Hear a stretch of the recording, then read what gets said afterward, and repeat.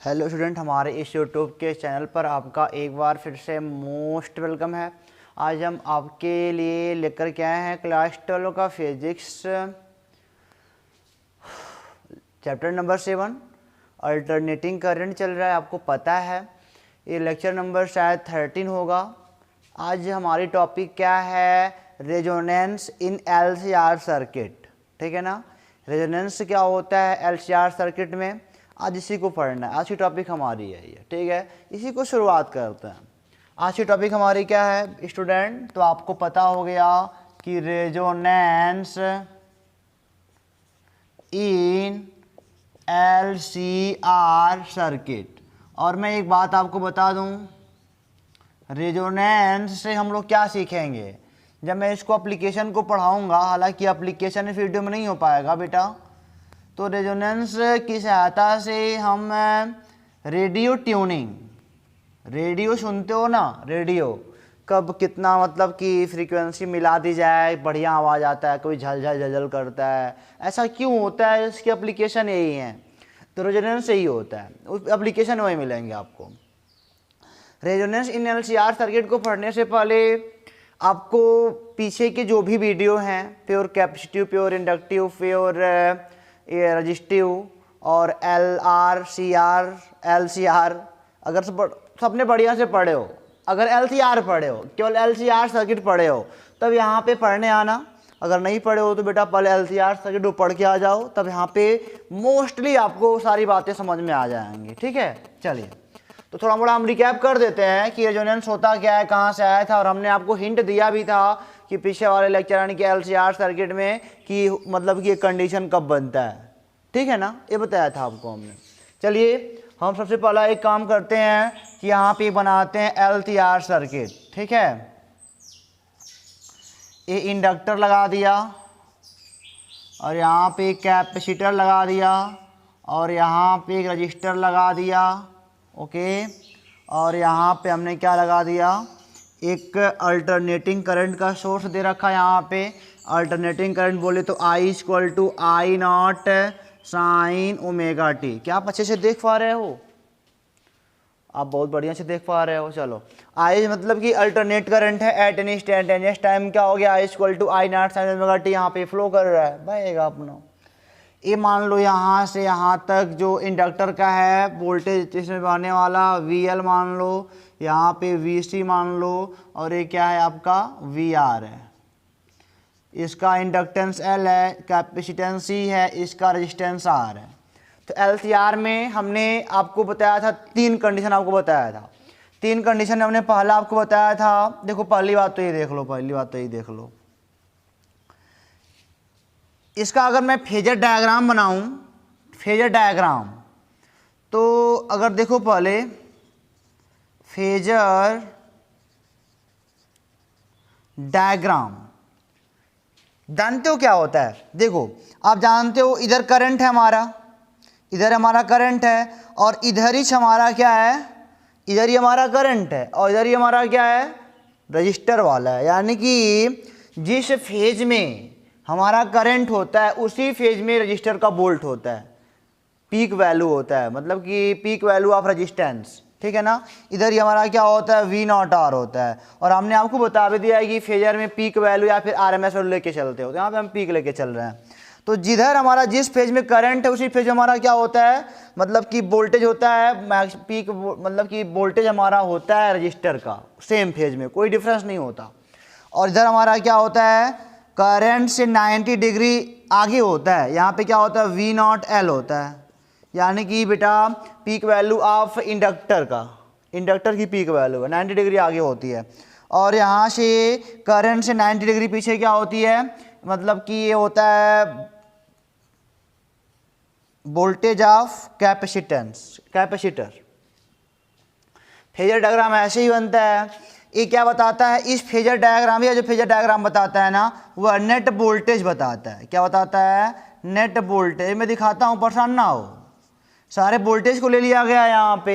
ये देखो पहले देखो सर्किट को आप फेजर बढ़िया से पढ़ लो LCR में। इधर करंट जाएगा, उधर हमारा क्या जाएगा, रजिस्टर वाला वोल्टेज जाएगा। इससे 90 डिग्री लीड करेगा हमारा कौन, ये इंडक्टर वाला वोल्टेज, और 90 डिग्री बेटा इससे लैग कौन करेगा, कैपेसिटर वाला वोल्टेज। और ये नेट वोल्टेज देता है, वास्तव में मैं बड़ा छोटा भी करूँगा मैं। और इधर एक फेजर डायग्राम और बनता है इसी पे। इधर हमारा क्या बनता है, आर बनता है, इधर हमारा क्या बनता है, बनता है आपका एक्सएल बनता है, इधर क्या बनता है, एक्सी बनता है। ठीक है ना। ये क्या देता है, ये बताता है नेट इम्पीडेंस बताता है। अगर आपको याद होगा तब, नहीं याद है तो कोई बात ही नहीं है। ये हमारा क्या होता है, नेट इम्पीडेंस बताता है। कैसे बताता है, तो हमने केस ले रखा था। पहला केस, अगर एक्सएल बड़ा है एक्सी से, या फिर इतने बजान के ना रहो ना, चाहे कहो एक्सएल बड़ा है एक्सी से, चाहे कहो वी नॉट एल बड़ा है वी नॉट सी से। ठीक है। तो इस केस में हमने क्या देखा था, यही केस हमारा ऐसा था कि देखो ये वाला बड़ा है, ये वाला छोटा है, तो नेट वाला हमारा इधर ही मिलेगा।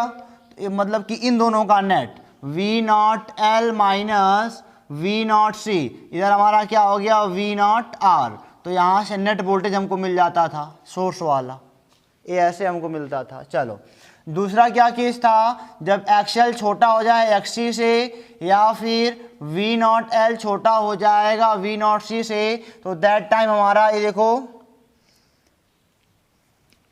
ये हमारा हो गया वी नॉट आर, और नीचे क्या बन जाएगा हमारा, V not C minus V not L. अब की बार हम क्या करते थे, यहाँ पे देखा करते थे कि इसका नेट वोल्टेज ये देगा।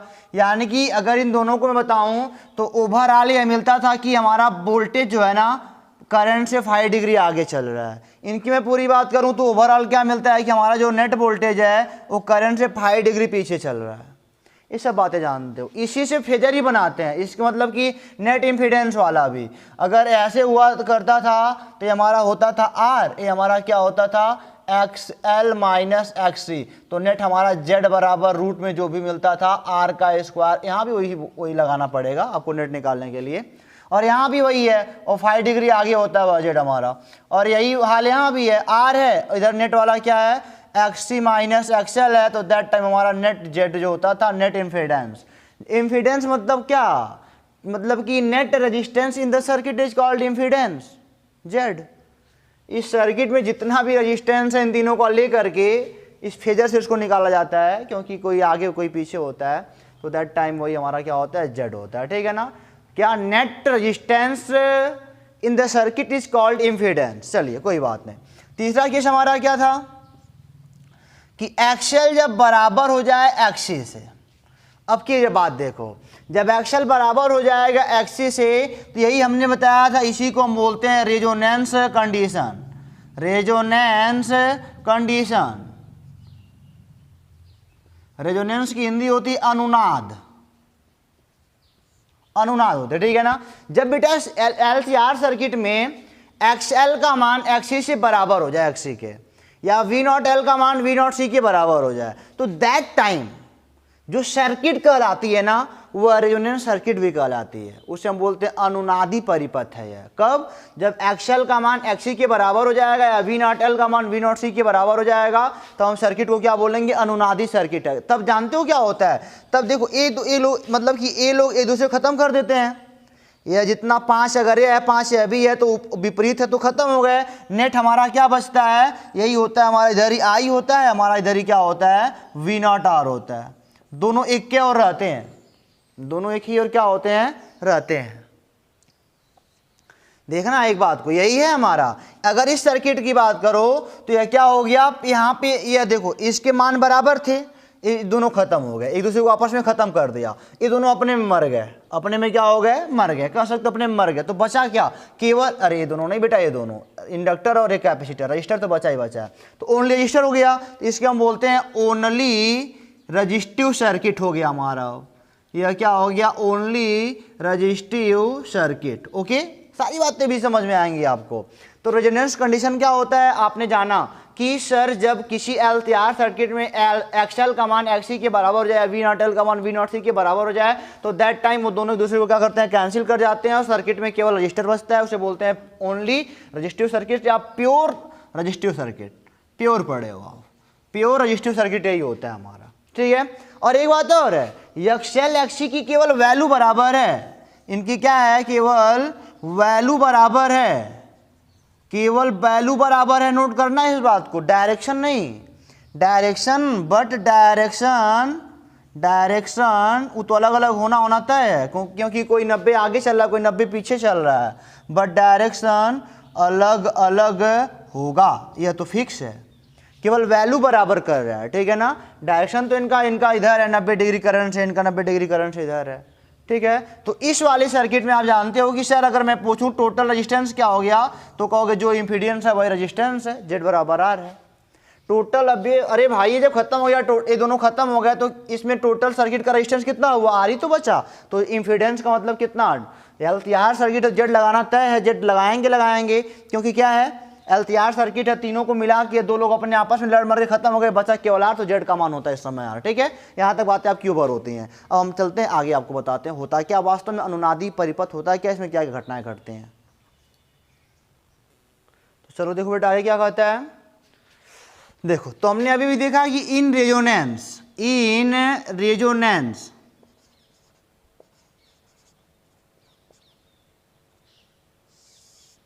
जिधर हमारा करंट है उधर ही हमारा क्या होता है, उधर ही हमारा रेजिस्टेंस होता है, नेट रेजिस्टेंस हमारा उधर ही होता है। और इसमें हमने क्या देखा कि इसमें जो Z होता है ना, Z बराबर बेटा होता है R के, क्योंकि यह कब बना, ये इन रेजोनेंस मतलब क्या, जब XL का मान XC के बराबर हो जाए, ठीक है ना। और Z बराबर वास्तव में आपने क्या पढ़ा है, Z बराबर रूट में R का square plus XL difference XC का होल स्क्वायर। अब इनका जब दोनों बराबर है तो इनका डिफरेंस 0 आएगा, तो दैट टाइम Z बराबर रूट में R का स्क्वायर, Z बराबर हमको क्या मिल जाता है, R मिल जाता है, ठीक है ना।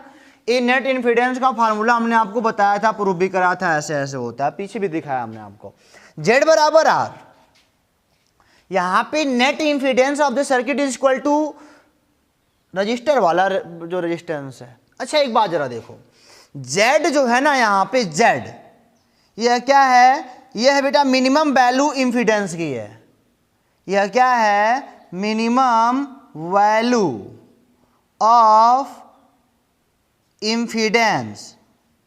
अभी समझाता हूं, चिंता ना करो।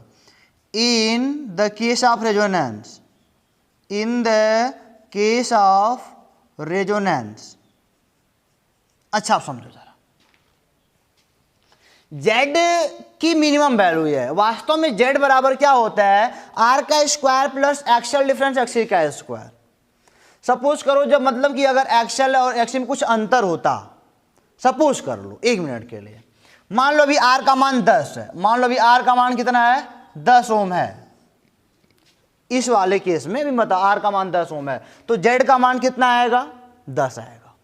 अगर R का मान 10 है तो इस रेजोनेंस वाले कंडीशन में Z का मान कितना आएगा, 10 ही तो आएगा, क्योंकि R बराबर Z है। क्या उससे कम आ सकता है, क्या उससे ज़्यादा आ सकता है? अच्छा तो क्या मैंने क्या पूछा आपसे, मैंने बोला R का मान अगर 10 है तो Z का मान भी कितना आवेगा, 10 ही ओम आवेगा, 10 ही ओम आवेगा ना। क्या इससे ज़्यादा ला सकते हो क्या इसको? इससे ज़्यादा तभी आ सकता था जब इन दोनों में कुछ डिफरेंस होता। अब मान लो इनका 10 था तो इनका अब डिफरेंस होता, कुछ और जुड़ता तो कुछ बड़ा आता, कुछ बड़ा आता कि नहीं आता, यानी कि बड़ा आने का केस देखो, अब हमेशा ये बड़ा ही आएगा। अब इन दोनों में कितनों भी डिफरेंस रहे, कुछ डिफरेंस रहे, ये देखो Z का मान हमेशा बड़ा ही आएगा, क्योंकि ये डिफरेंस करके हमेशा प्लस बना लेगा।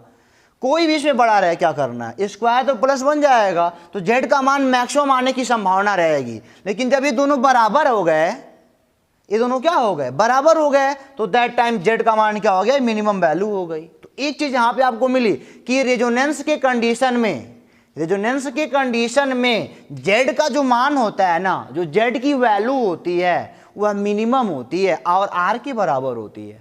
अब R का मान 10 है तो Z का मान 10 ही होगा, R का मान 15 है तो Z का मान 15 होगा, R का मान 20 है तो Z का मान 20 होगा। क्योंकि अब केवल यहाँ पे देखो, यह जो फार्मूला है ना, केवल बड़ा करना जानता है, और बड़ा तो होगा नहीं, एक कुछ ना कुछ जुटेगा तो बड़ा ही तो करेगा, और बड़ा तो होगा नहीं, फिक्स हो गया है। और बड़ा नहीं होने का मतलब क्या कि हमेशा मिनिमम ही रहेगा।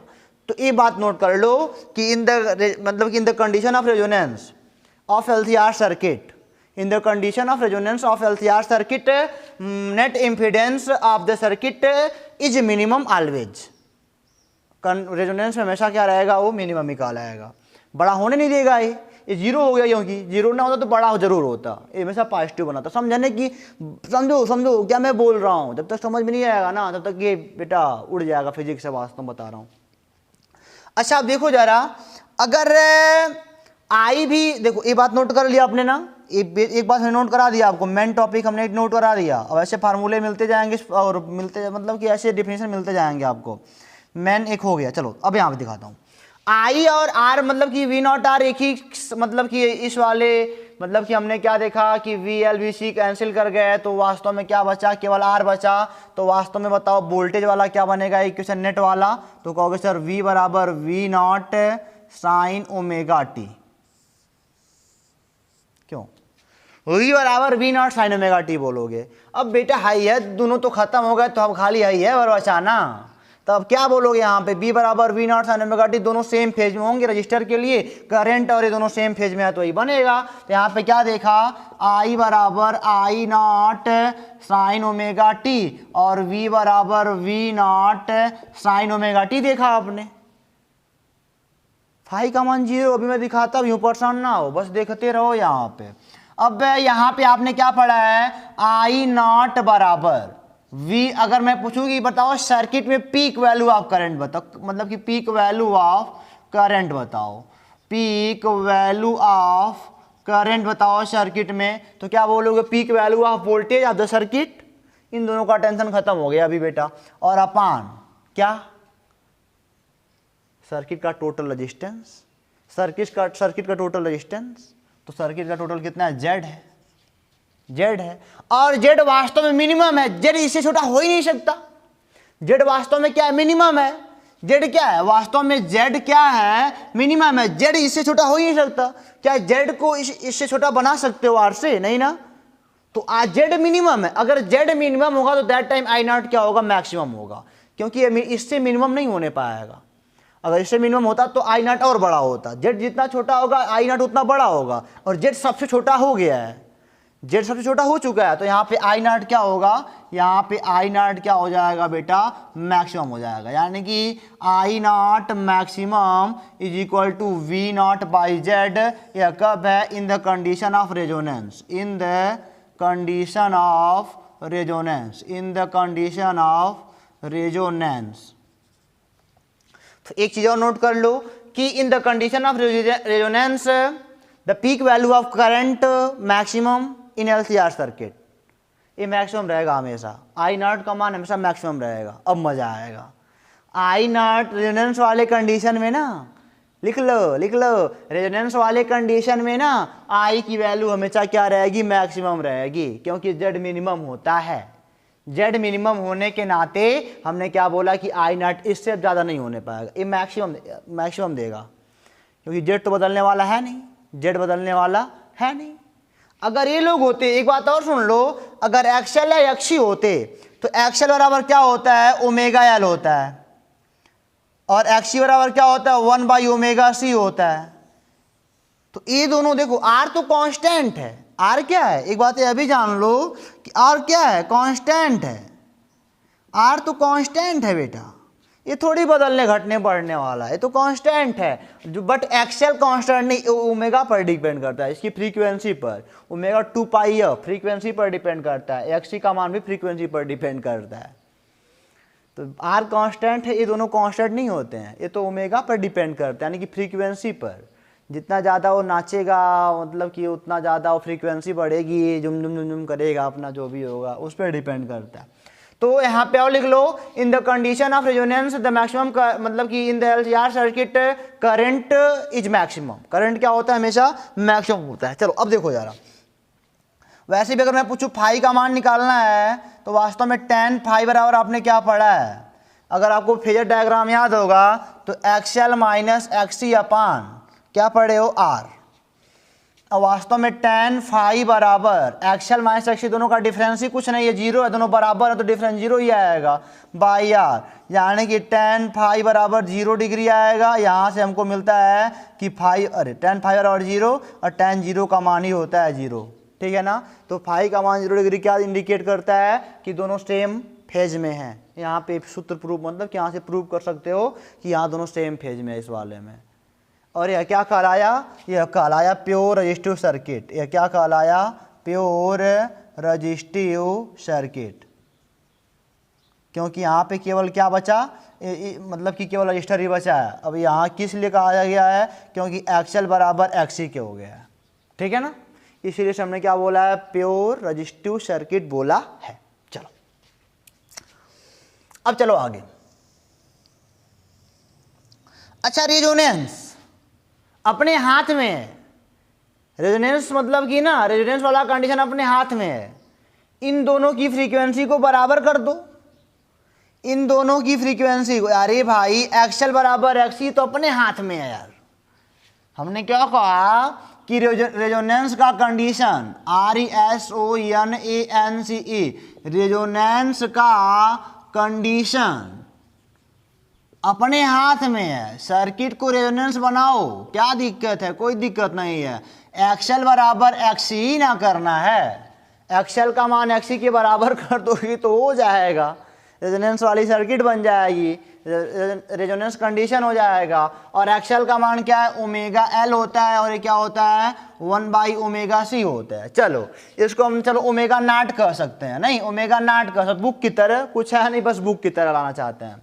ये दोनों बराबर हो जाएंगे तब रेजोनेंस वाला बनेगा। तो यहाँ पे बोलो at the condition of resonance, at the condition of resonance, तो ओमेगा एल, तो ओमेगा देखो इधर करोगे तो ओमेगा नॉट का स्क्वायर हो जाएगा 1/LC, तो ओमेगा नॉट बराबर 1/रूट में LC, ठीक है ना। ओमेगा नॉट बराबर क्या हो जाएगा, 1/रूट में LC हो जाएगा। चलो ओमेगा नॉट बराबर क्या होता है, ओमेगा 2πf होता है, वास्तव में फ्रीक्वेंसी ही तो है। एक कहोगे सर 2πf नॉट हो जाएगा, 1/रूट में LC हो जाएगा, यानी कि f नॉट बराबर 1/2π रूट में LC। यही हमारा क्या कहलाता है, रेजोनेंट फ्रीक्वेंसी, रेजोनेंट फ्रीक्वेंसी, अनुनादी आवृत्ति कह सकते हो, या FREQENCY। तो ये बात फार्मूला देखो कुछ है थोड़ी ना, बस समझना था, ये सब सारी बातें आप समझ रहे हो, कुछ बताना थोड़ी इसमें। अब है सब तो नॉर्मल बातें हैं। एफ नॉट बराबर यानी कि रेजोनेंट फ्रीक्वेंसी क्या होती है, यानी कि फ्रीक्वेंसी अगर दोनों की इतना कर दोगे, अगर दोनों की फ्रीक्वेंसी इसकी वाली और इसकी वाली फ्रीक्वेंसी अगर इतना कर दोगे तो ये दोनों बराबर हो जाएंगे, ये दोनों क्या हो जाएंगे, आपस में बराबर हो जाएंगे। और जब ये दोनों आपस में बराबर हुए तो दैट अपना सर्किट क्या हो जाएगा, रेजोनेंस सर्किट कहलाने लगेगा। वही सारी बातें हैं, कुछ है थोड़ी ना। इसको आप बेटा नोट कर लो। अब हम ग्राफ बनाने वाले हैं, बढ़िया बढ़िया आपको ग्राफ बना के दिखाएंगे। कोई दिक्कत आपको यहाँ तक, कोई दिक्कत नहीं यार। मैंने क्या बोला, रेजोनेंस वाले कंडीशन में जेड क्या होता है, मिनिमम होता है। रेजोनेंट वाले कंडीशन में क्या होता है, आई मैक्सिमम होता है, क्योंकि जेड मिनिमम होता है। और ए में बेटा यहाँ पे आर कांस्टेंट होता है, बट एक्चुअल एक्चुअली कांस्टेंट नहीं हो सकते हैं अभी, मतलब कि कांस्टेंट नहीं होते हैं, क्योंकि ओमेगा पर डिपेंड करते हैं, फ्रीक्वेंसी पर डिपेंड करते रहते हैं। तो मैंने बोला कि यहाँ पे यार दोनों, यहाँ पे प्योर रजिस्टिव सर्किट क्या कहलाएगा, यही सब बातें आपको जाननी है। यह क्या कहलाएगा, at this time pure resistive circuit कहलाएगा, क्योंकि यहाँ पे फेज डिफरेंस 0 दिखा रहा है। चलो कोई बात नहीं, रेजोनेंस का कंडीशन अपने हाथ में है, बना लो उसको, यानी कि एक्चुअल को एक्सी के बराबर कर दो, ओमेगा एल बराबर ओमेगा से इक्वल टू 1/ओमेगा-c होता है। तमाम बातें देखिए कि हमको क्या मिले, रेजोनेंट फ्रीक्वेंसी, यानी इस वाले फ्रीक्वेंसी पर एल और सी के लिए, इस वाले फ्रीक्वेंसी पर हम क्या पा जाएंगे, रेजोनेंस का कंडीशन पा जाएंगे। ठीक है ना, आई बात समझ में। तो रेजोनेंस आपको समझ में आ रहा है, अब हमको पता है। अब इसका ग्राफ बनाते बेटा, उसको दिखाते हैं आपको। तो चलो अब बनाते हैं ग्राफ। ग्राफ देखो जरा, आपने अपनी बुक में बहुत टेढ़ा मेढ़ा ग्राफ देखा होगा और समझ में आपको शायद आ रहा होगा। तुम्हारे कितना बड़ा था ना, तब मुझको भी नहीं आ रहा था। चलो तो ग्राफ क्या है, मतलब कि हम जानते हैं, हमको बनाना है ग्राफ बनाना है रिलेटेड, जो रिलेट करेगा द एलटीआर सर्किट। चलो, in the condition of resonance.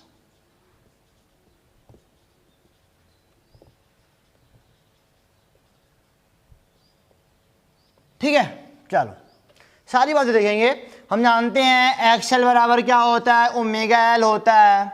Omega मतलब क्या, 2 पाई एफ एल होता है। हम जानते हैं एक्सी बराबर क्या होता है, 1 बाई ओमेगा सी होता है, यानी कि 1/2 बाई एफ सी होता है। और जो आर होता है ना, ये तो एक कांस्टेंट वैल्यू है। इतनी सारी बातें आप लोग जानते हो, बेहतरीन ढंग से जानते हो। चलिए, तो मैं क्या बताता हूं आपको, मैं बताना चाहता हूं आपको कि क्या क्या क्या क्या क्या। देखो जरा, मुझे मान लो बनाना है, यहां से पहले बातें लिख लो, एक्सएल प्रोपोर्शनल टू क्या है, फ्रीक्वेंसी है। यहाँ पे क्या, एक्सी प्रोपोर्शनल टू 1/f है। यहाँ पे तो आर कांस्टेंट है, कुछ डिपेंड नहीं करता है। चलो, मुझे पहला ग्राफ बनाना है X L and X C and R vs frequency. Frequency के थ्रू सारा ग्राफ हमको बनाना है। चलो, यहाँ पे मैंने मान लो आपको दे दिया फ्रीक्वेंसी, और ये आपका जो भी है। अच्छा बताओ, फ्रीक्वेंसी क्या आर पर मतलब कि जो आर है क्या फ्रीक्वेंसी पर डिपेंड करता है? मैंने आपको बताया ना, एक्सएल है यार, वो फ्रीक्वेंसी पर डिपेंड करता है। एक्सएल प्रोपोर्शनल टू एफ होता है, और जो एक्सी होता है वो भी फ्रीक्वेंसी पर डिपेंड करता है। एक्सी प्रोपोर्शनल टू 1/f होता है। बट आर तो कांस्टेंट है। आर अगर 4 ओम का है तो 4 ओम ही रहेगा, फ्रीक्वेंसी कुछ भी रहे, क्या करना है। तो फ्रीक्वेंसी के साथ आर हमेशा क्या रहेगा, कांस्टेंट रहेगा। ये तो कांस्टेंट चीज है। ये ग्राफ तो आपको समझ में बेहतरीन ढंग से आ रहा होगा। ये थोड़ी बदलेगा, ये 4 है तो 4f भागता है, 4f रहेगा हमेशा है। फ्रीक्वेंसी के साथ कोई चेंजिंग नहीं होती इसमें। चलिए, अब मैं आपसे एक बात करता हूं, बट आर बड़ा बढ़िया काम करता है। अभी देखना भी अनुनादी में बढ़िया काम करेगा। चलो, एक्सएल प्रोपोर्शनल टू एफ, यानी कि जो एक्सएल है ना प्रोपोर्शनल टू एफ, जितना एक्सएल बढ़ेगा उतना एफ बढ़ेगा। ये हमारा एक्सएल हो गया। XL proportional to F, R V proportional to I वाला ग्राफ देखो ना, ओम वाला तीर से भागता है। जितना भी प्रोपोर्शनलिटी के ग्राफ हैं सब ऐसे भागते हैं। और यहाँ पे क्या है, एक्सी प्रोपोर्शनल टू 1/f, यानी कि एफ जितना बड़ा होगा एक्सी उतना छोटा होगा, एफ जितना छोटा होगा एक्सी उतना बड़ा होगा। लो, इसका ग्राफ आपने सब पढ़ा है, ऐसे बनता है। ये हमारा क्या है, एक्सी वो है, ऐसे नीचे की ओर जाता है, ऐसे वास्तव में नीचे की ओर जा रहा होता है, ये ऐसे। ये वास्तव में ऐसे ऊपर की ओर जा रहा होता है, ऐसे। ठीक है ना। ये क्या बताता है, एफ देखो क्या है, एफ जितना छोटा है, एफ यहाँ पे बहुत छोटा है, यहाँ पे बहुत छोटा है, तो यहाँ पे देखो इसका मान नहीं बहुत ज़्यादा बड़ा चल रहा है, एक्सी का मान बहुत बड़ा चल रहा है। एफ यहाँ पे बहुत बड़ा है, एक्सी का मान देखो छोटा है। यहाँ पे एक्सी का मान यही कहीं पाओगे, यही कहीं पे पाओगे, यही से देखो। तो देखो एक बात और है, यहाँ पे जहाँ पे एक्सी बराबर एफ है, एक पॉइंट हमको यहाँ पे ऐसा मिला है जहाँ पे एक्सी बराबर एक्सएल है, जहाँ पे एक्सी बी और एक्सएल बराबर, यही हमारा क्या है, रेजोनेंट फ्रीक्वेंसी है। वास्तव में यही जो फ्रीक्वेंसी है ना, यही क्या है, रेजोनेंट फ्रीक्वेंसी है। अनुनादी फ्रीक्वेंसी यही है, FREQUENCY। समझ में आ रहा है ना ग्राफ आपको? अच्छे समझ, तीनों मैंने एक के बना दिया। आर यहाँ भी हो सकता है, आर यहाँ भी, जहाँ आर को जहाँ मन तहाँ ले जाओ, आपकी मर्जी है। बस व्हाइट बोर्ड के बाहर मत भागना। तो यही हमारा क्या होता है, रेजोनेंट फ्रीक्वेंसी होता है। चलो, अगला ग्राफ बना, दूसरा ग्राफ हम बनाते हैं जेड वीएस फ्रीक्वेंसी, यानी कि इम्पीडेंस वीएस फ्रीक्वेंसी का बताते हैं। चल एक बात देखो जरा, जेड का मान कैसे एफ पर डिपेंड करता है, कैसे नहीं करता है, देखो जरा।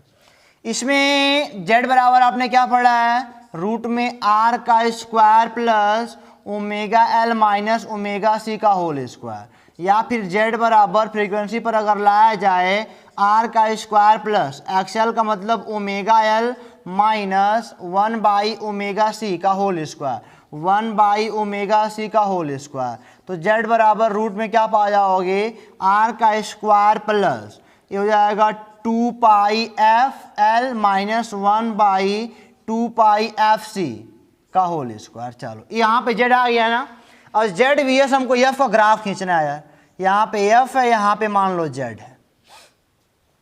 अच्छा देखो जरा, मान लो यह बहुत छोटा कर दिया जाए, मान लो माना यह बहुत छोटा कर दिया जाए, अगर यह बहुत छोटा कर दोगे, समझना हमारी बात को, तो ये वैल्यू क्या आएगी, छोटी सी आएगी। यह बहुत छोटा है तो यह बहुत छोटा आएगा ना। अगर यह बहुत छोटा कर दोगे तो ये वाली वैल्यू बहुत बड़ी आने लगेगी। अगर इसको तुम कर दोगे या बराबर 0.001 कर दोगे तो ऊपर जाकर 1000 बनाएगा, तो ये वाली वैल्यू बहुत बड़ी हो जाएगी।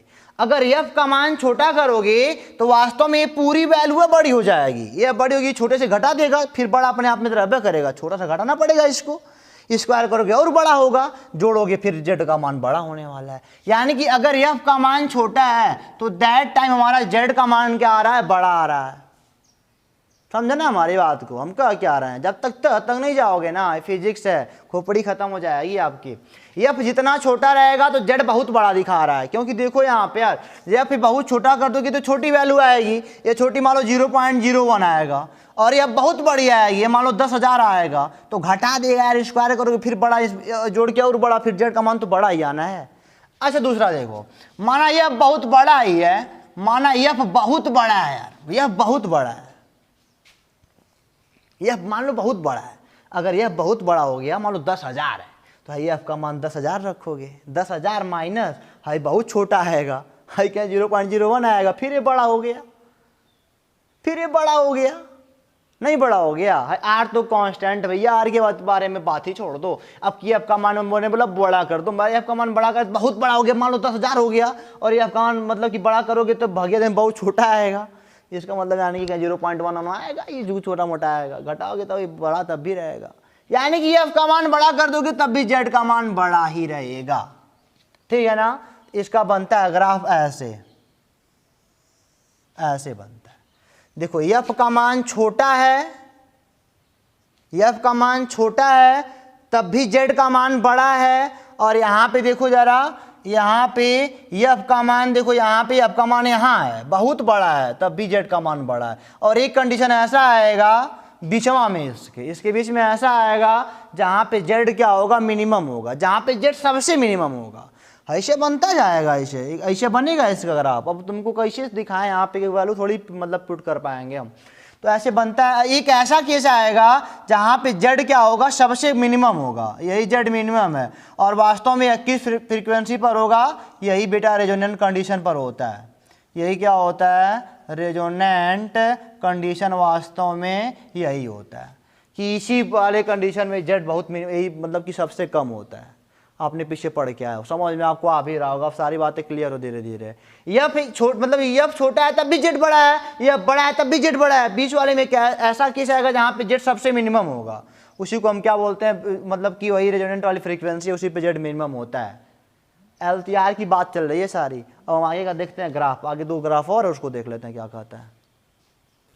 तो चलो देखो तीसरा ग्राफ देखो बेटा, I0 VS frequency, I0 VS frequency, यानी कि बेटा हमने पढ़ा है कि जो I0 होता है वो मैक्सिमम होता है इसमें, यानी कि V0/Z ऐसा कुछ होता है नहीं। चलो फ्रीक्वेंसी है हमारा क्या है, I0 है। अब कहाँ मैक्सिमम जाएगा देखना पड़ेगा। अभी वास्तव में I0 बराबर V0/Z है तो होता है, छोड़ो अभी मैक्सिमम की बात। अभी देखो जरा, अच्छा एक बात, अभी पीछे देख क्या हो ना, पीछे वाला ग्राफ कुछ ऐसे बना था, जब मैं F और Z के बीच खींचा था तो एक वाला ग्राफ कुछ ऐसा बना था नहीं। चलो अच्छा एक बात देखो, जब Z का मान बड़ा है तो फ्रीक्वेंसी बहुत कम है, यानी कि जब फ्रीक्वेंसी बहुत कम है तो Z का मान यार बहुत बड़ा जा रहा है।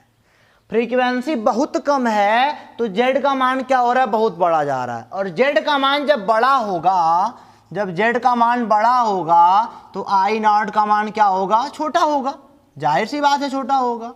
समझो फ्रीक्वेंसी यहाँ पे बहुत कम है, फ्रीक्वेंसी इतने बड़ी है, Z का मान बहुत ऊपर भाग रहा है, यानी कि कम फ्रीक्वेंसी पे Z बहुत बड़ा होता है तो I0 उस समय छोटा होता है। और एक बात और देख लो, अब यहाँ पे जब फ्रीक्वेंसी का मान बहुत बड़ा है, समझो बात को, जब यहाँ पे I0 यानी कि बहुत कम होगा यार, I0 यहाँ इस वाली फ्रीक्वेंसी पर I0 का मान कम होगा, क्योंकि कम फ्रीक्वेंसी पर कम करंट पा रहे हो, क्योंकि कम फ्रीक्वेंसी पर जेड का मान ज़्यादा, जेड का मान ज़्यादा होने पर आई का मान कम हो जा रहा है, तो यही कहीं पाओगे।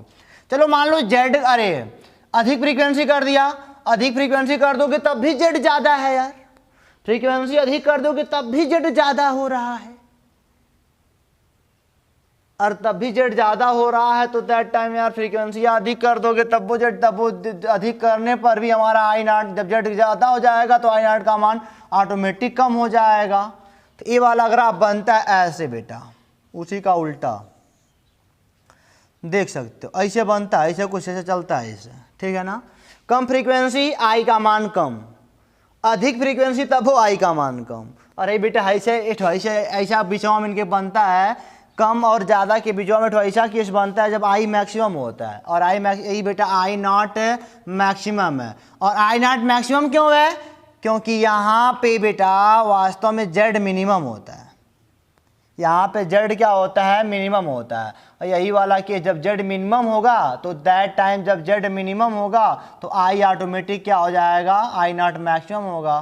तो जेड की वैल्यू जब सबसे मिनिमम वाले की कगार पे आ रही होती है तो आई नॉट मैक्सिमम होता है। और ये किस वाले में है? ये अभी बेटा एफ नॉट है, यानी कि रेजोनेंट फ्रीक्वेंसी यही है, रेजोनेंट फ्रीक्वेंसी यही है, वास्तव में रेजोनेंट फ्रीक्वेंसी यही है।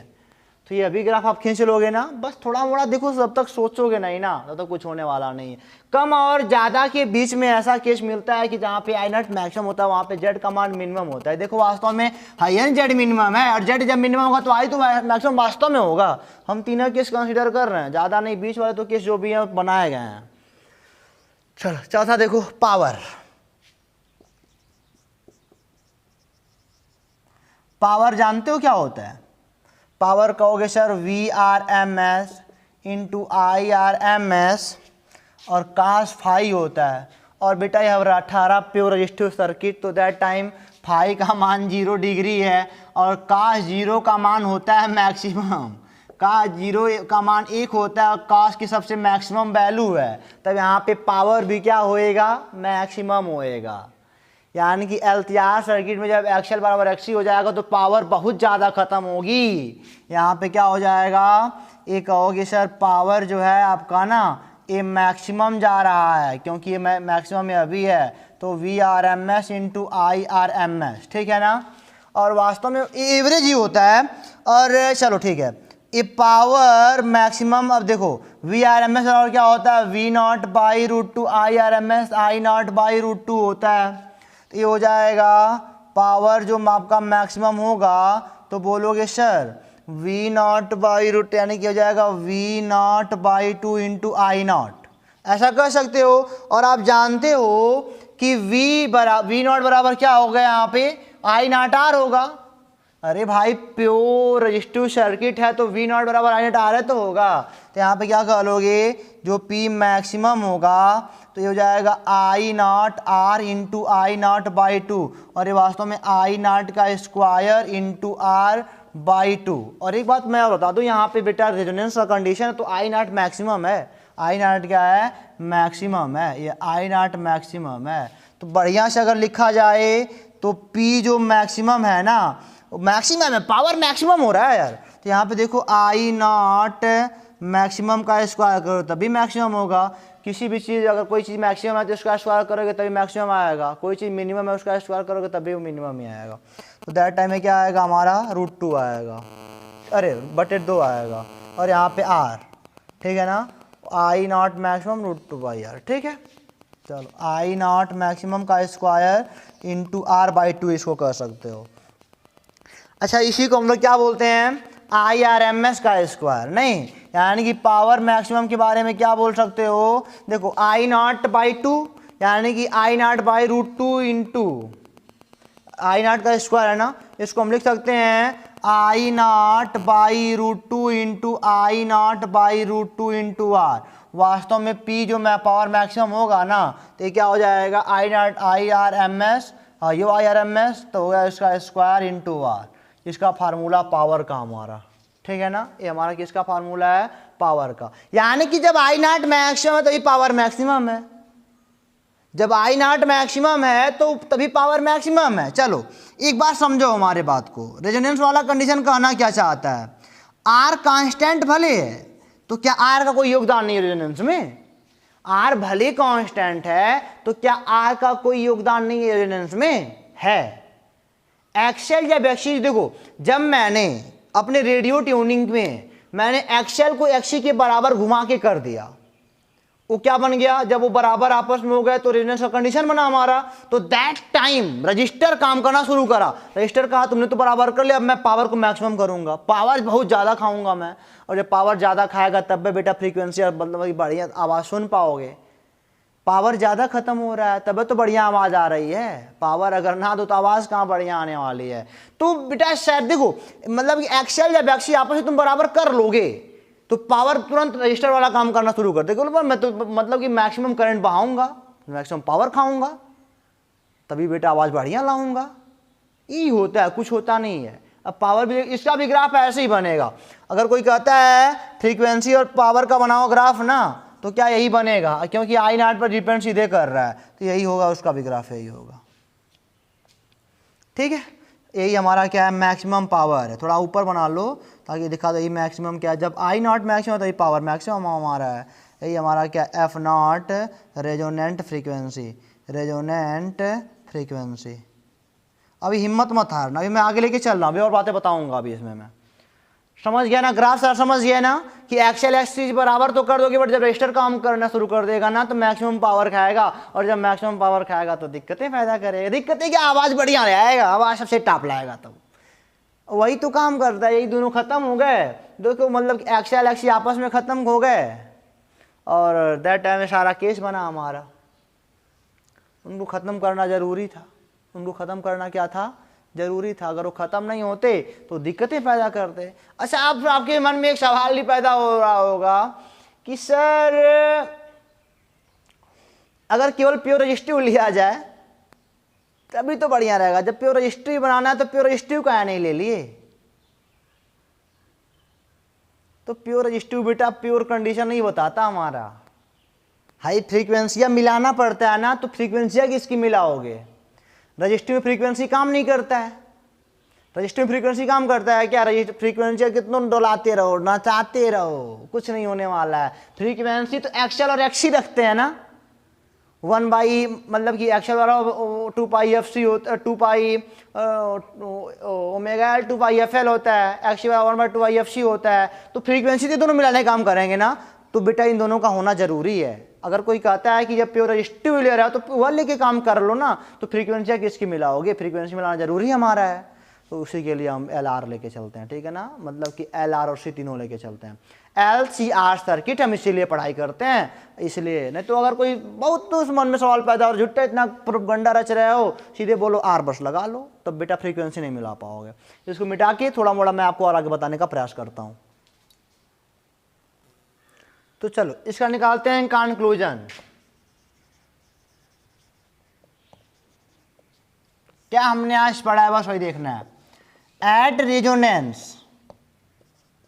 नोट करिएगा क्या पढ़े हो? जेड क्या होता है? मिनिमम होता है, आर के बराबर होता है। आई नॉट क्या होता है? मैक्सिमम होता है, वी नॉट बाई जेड, या फिर कह सकते हो आर होता है। ठीक है ना, यानी कि आप ये भी बोलोगे current and voltage are in same phase, यानी कि जो करंट और वोल्टेज होता है ना वो सेम फेज में होता है इसमें। यानी कि यहाँ पे फाई बराबर 0 डिग्री होती है। यहाँ तक बात समझ गए ना? और हम इसीलिए बोलते हैं कि अब बन जाता है प्योरली रजिस्टिव सर्किट। ठीक है, और यहाँ पे पावर भी मैक्सिमम होता है कितना? आई आर एम एस का स्क्वायर इंटू आर बाई 2 होता है। आई आर एम एस का स्क्वायर नहीं, अभी 2 नहीं होता है। अब यहाँ पे इसको ऐसे कर सकते हो, I not by √2 into I not by √2 दो बार लिखा आएगा, तो आई नॉट का square by 2 into R square से भी आप लिख सकते हो। ठीक है ना, और ये भी हो गया। और आगे हम बता दें कि रेजोनेंट फ्रीक्वेंसी कितनी होती है? रेजोनेंट फ्रीक्वेंसी FREQUENCY, तो ओमेगा नॉट बराबर 1/रूट में LC होता है, या F नॉट बराबर 1/2 रूट में LC होता है। ये हमारा रेजोनेंट फ्रीक्वेंसी है। और हम कह सकते हैं resonant frequency, resonant frequency changed by L and C। LC को बदलोगे तो रेजोनेंट फ्रीक्वेंसी चेंज हो सकती है। अगर इंडक्टर के इंडक्टेंस और कैपेसिटर के कैपेसिटेंस को आप चेंज करते हो तो दैट टाइम फ्रीक्वेंसी चेंज होगी, कर सकते हो, ठीक है ना।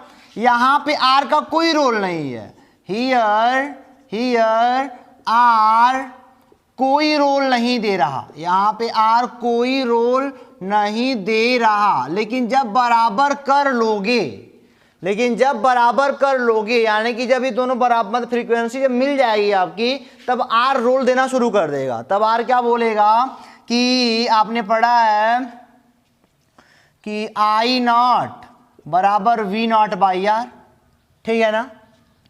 तब R अपना काम करना शुरू कर देगा। R मिनिमम होगा तो I मैक्सिमम होगा। R तब खेल करेगा तो कहेगा मैं मैक्सिमम पावर कब खाऊंगा, मैं मिनिमम पावर कब खाऊंगा। जब मैक्सिमम पावर खाएगा तो आपकी मतलब कि FM का जो मतलब फ्रीक्वेंसी बराबर हो जाएगी, तो जब अधिकतम पावर खाएगा तो आवाज़ बहुत साफ आएगा।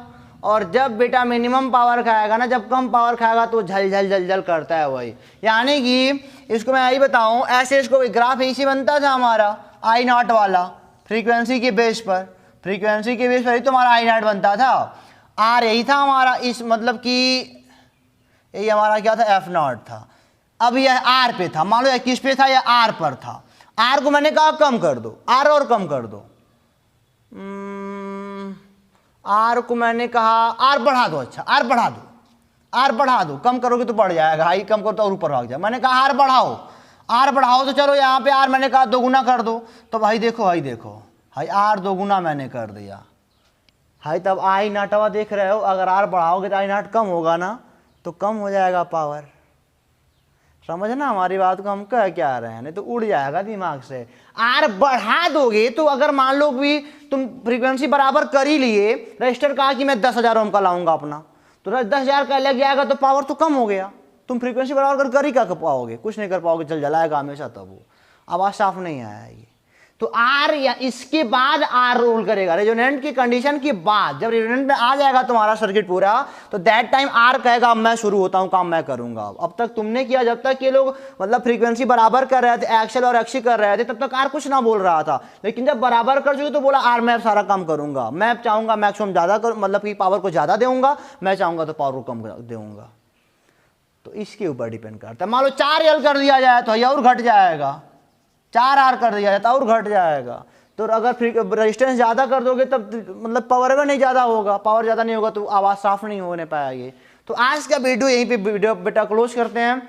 अगले वीडियो में पढ़ेंगे एप्लीकेशन है इसका। अगर ये बढ़िया से पढ़े हो तो इसका एप्लीकेशन आपको समझ में आएगा। फ्रीक्वेंसी आप मतलब रेडियो स्टेशन की ट्यूनिंग मिला सकते हो, आवाज़ बढ़िया ला सकते हो। और अगर नहीं पढ़ते हो बढ़िया से तो फिर आपकी मर्जी, क्या करते हो क्या नहीं करते हो। फिर मिलेंगे आपसे अगले वीडियो में इसके एप्लीकेशन का। तब तक के लिए पढ़ते रहो, हंसते रहो। और हाँ, अगर आपके पास बुक है तो थोड़ा मोड़ा यूज कर लो, समझ में आया तो, बाकी नहीं तो फिर तब तक के लिए ऑल द बेस्ट।